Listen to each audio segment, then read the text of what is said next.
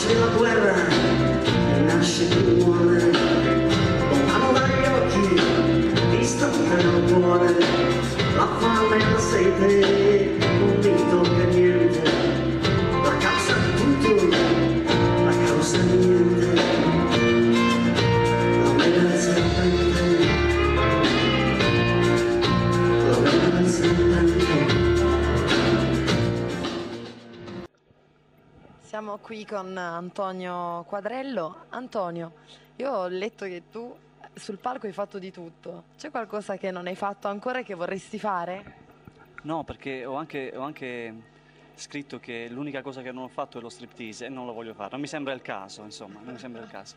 Se non altro di farlo qui a Musicultura. No, a Musicultura, grazie a Dio, si fa la musica e si fa della buona musica.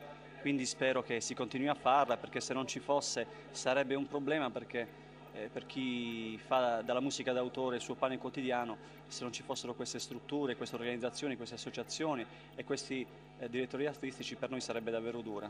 Che cos'è per te la musica e dove trai la tua ispirazione per poi comporre testi e canzoni?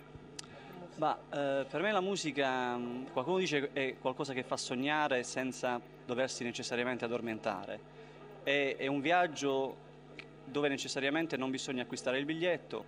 Io dico semplicemente che la musica è l'unica amante che mia moglie riesce a tollerare.